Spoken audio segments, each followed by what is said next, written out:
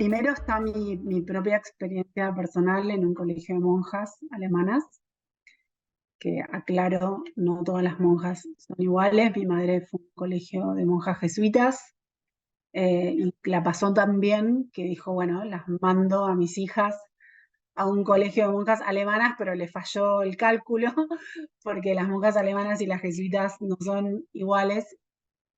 Estas monjas alemanas creaban este clima de opresión, sacaban lo peor de vos, y el colegio era como un gran panóptico. Tenías a las monjas, a las profesoras, todas mujeres, compañeras todas mujeres, el sacerdote, el único varón, y nos controlábamos entre todas. Entonces, si no tenías un control en el colegio, tenías el control de Dios cuando llegas a tu casa, que estaba pendiente de lo que hacías, siempre estabas sospechada de pecadora o de indigna. Entonces, esa es una de mis obsesiones, ¿no? Em, Preguntarme por qué creemos en las cosas que creemos y por qué sostenemos esas creencias. Y después, digamos, lo que me hizo el clic para empezar a pensar en esta historia, una visita que hice al monasterio de Santa Catalina en Perú.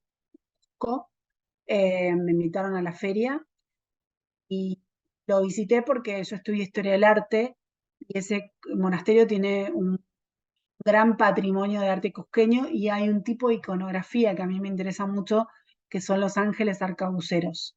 Entonces fui a visitarlo y la realidad es que el monasterio era súper siniestro.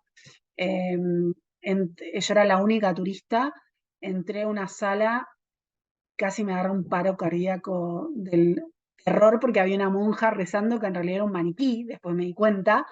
Eh, pero bueno, salí de ahí diciendo tengo que escribir algo sobre monjas. Entonces, esas fueron las dos, digamos, experiencias más importantes. Y después, bueno, me llevó un tiempo largo de macerar y pensar cómo encarar el tema para no caer en lugares comunes, ¿no? Porque sobre monjas ya se escribió mucho.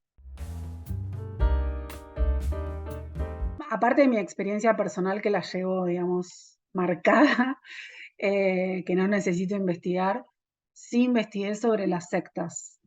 Vi varios documentales y leí bastante, porque yo siempre me preguntaba cómo es posible que gente quizás muy preparada, muy culta, muy inteligente, sea cooptada por sectas. Y hay muchísimos mecanismos de control. Eh, Uno es generar miedo, ¿sí? Cuando vos generas miedo, lo que haces es generar vulnerabilidad y por ende, bueno, bajan las defensas, ¿no? Y entonces las personas son más fáciles de cooptar. Eh, o cuando una persona está en una situación vulnerable, ¿sí? No sé, perdiste un familiar, te quedaste sin trabajo, etcétera, etcétera, sos más fácil de cooptar. Pero también hay otros mecanismos como por ejemplo la presión de los pares, querer pertenecer a la tribu. Entonces hay un experimento, no recuerdo el nombre, que es que si vos en un cuarto eh, a 9 personas, tenés 10 personas, y a 9 les decís que 2 más 2 es 5, que tienen que dar esa respuesta, la 10ª persona es muy probable que diga que 2 más 2 es 5, porque lo que va a pensar es cómo es posible que 9 personas se equivoquen en la respuesta. El equivocado soy yo. Entonces, la presión de los pares de la tribu es enorme, ¿sí? Eh, Además de meterse con la identidad. Por eso en la novela les cambian los nombres, las visten a todas iguales, hay mantras, y bueno, digamos, tiene que ver con eso, en definitiva. De hecho, Simón de Beauvoir lo dice bastante claro, o sea, para que los opresores tengan tanto poder, tiene que haber cómplices dentro de los oprimidos. O sea, en el caso del patriarcado, mujeres, varones, pero sobre todo mujeres que uno pensaría que no podría ser, porque son las oprimidas, que son cómplices. En Argentina, ayer asumió Milei, y Milei y su equipo están en contra de, por ejemplo, el derecho al aborto, que lo conseguimos después de años y años y años y años de luchar y de salir a las calles de manifestarnos, y de escribir, y de pensar, etcétera, y etcétera, etcétera, ahora puede ser que esté en riesgo. Así que los derechos de las personas en general, pero sobre todo las mujeres, eso también lo dice Simone de Beauvoir, cuando hay crisis económicas y sociales, son los primeros que están en riesgo. Tanto las distopías como las utopías lo que hacen es, en un caso, tomar elementos de la realidad en la cual fueron escritas, digamos, en la época o en la realidad, eh, y llevarlos al extremo como para avisar, ok, si seguimos por este camino, es probable que terminemos así, en esta distopía. Las utopías lo que hacen es tomar los mismos elementos y llevarlos a situaciones ideales, ¿no? Para pensar una realidad ideal. Que como la palabra lo indica, utopía es un no lugar, o sea que es algo que probablemente no pueda existir, pero sí se podrían mejorar ciertas situaciones. Eh, bueno, lo que yo hago con las indignas y con Cadáver Exquisito es un poco eso, ¿no? Llevar preguntas o cuestiones que a mí me afectan, me alteran, me parecen injustas, al extremo absoluto. Eh, y bueno, nada, espero que nunca suceda, pero ya hoy estamos respirando microplásticos. Estamos comiendo plásticos, eso no sé si sabías. De hecho, me entrevistaron hoy también, la entrevistadora Rosa me contó que salió un estudio que en el mes comemos tantos microplásticos y respiramos tantos que es como si fuese, como si nos hubiésemos comido una tarjeta de crédito. Más que la historia en sí, porque todos los temas ya están escritos, no creo en el concepto de originalidad, porque sobre monjas se escribió, canibalismo se escribió, digamos. Si vos haces eh, una búsqueda de cada libro, ¿sí? Eh, entendés que ya se escribió, por ejemplo, 1984 de Orwell, si vamos a hablar de distopías. Él lo escribió basándose en su lectura de Nosotros de Samiatin. Sin Nosotros de Samiatin, escritor ruso que escribió una distopía, no hubiese existido 1984. Y hay muchos paralelismos. No hay plagio en absoluto, pero hay paralelismos y son libros que dialogan todo el tiempo. Eh, entonces, para mí la escritura es una reescritura de todo lo que leíste, de lo que pensaste, miraste, experimentaste. Eh, entonces, lo que más me interesa es cómo lo voy a escribir al tema, cómo lo voy a encarar para que parezca novedoso, aunque no lo sea, ¿sí? Y en ese cómo me importa mucho el tema del registro. ¿Qué quiero decir con esto?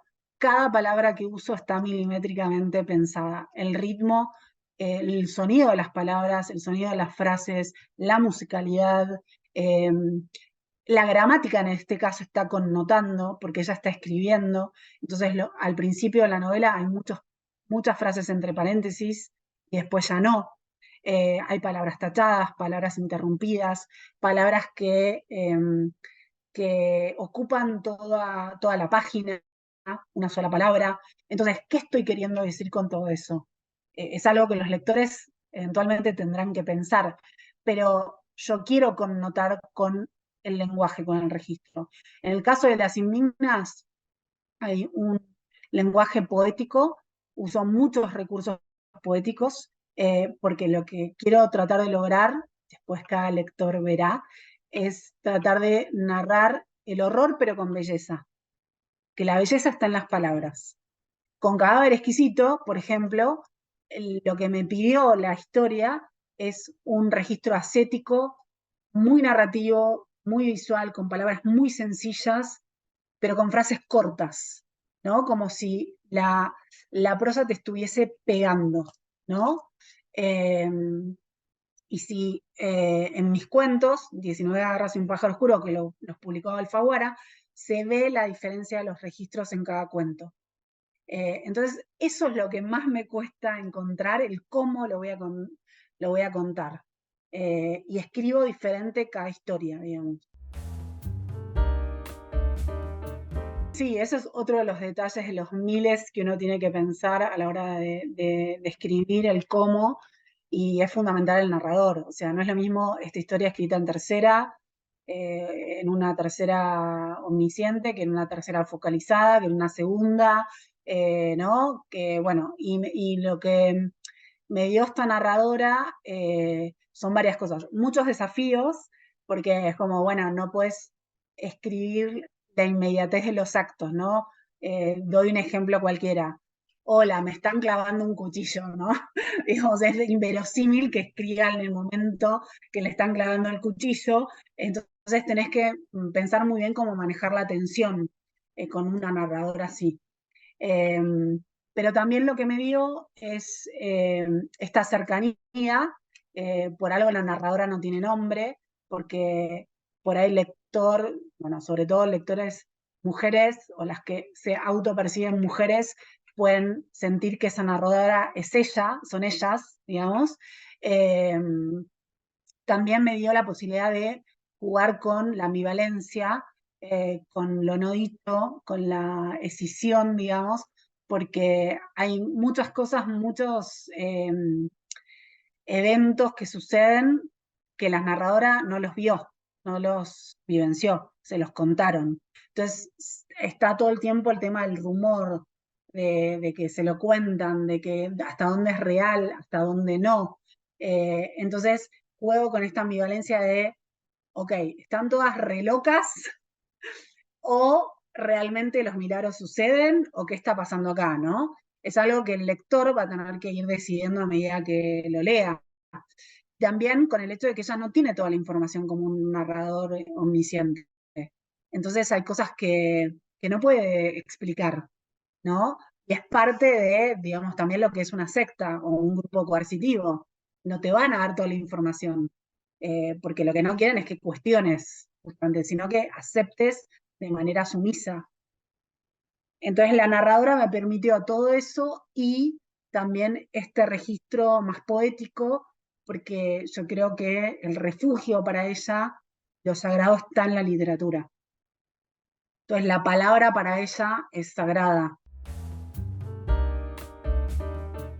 Yo siempre recomiendo a Juan José Saer porque es uno de mis autores favoritos. Sus libros son como mi Biblia personal, los estudio.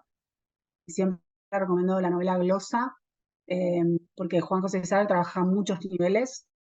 Eh, Uno puede leer y releer los libros y vas a ir encontrando conexiones, descubriendo, no sé, señales, signos, eh, y es brillante porque eh, sus libros son ensayos filosóficos, pero están narrados de tal manera que uno se mete en la historia, lo ve como si fuese una película, tiene sensaciones físicas, siente los olores, y además es irónico, y además lo que me pasa con sus personajes es que tengo más vínculos con esos personajes que con algunos de mis parientes.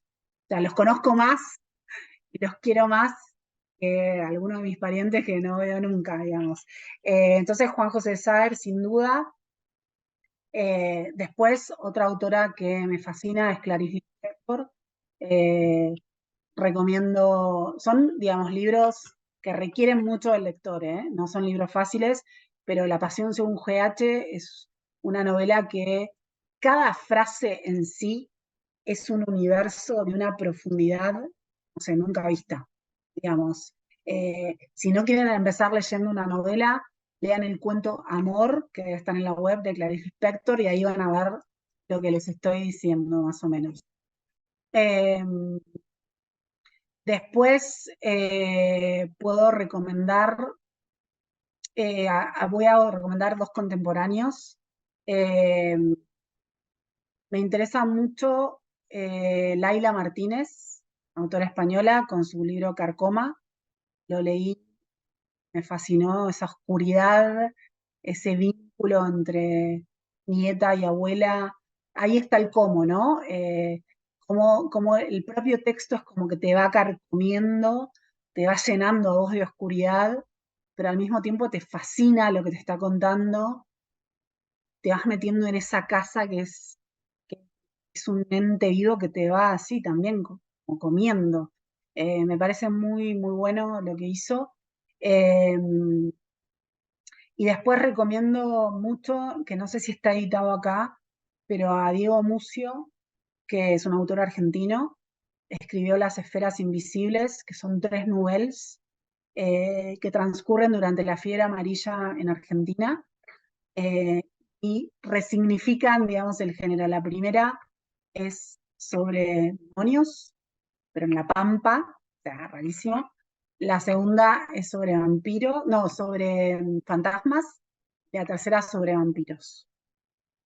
Y es un nivel, no sé, impresionante.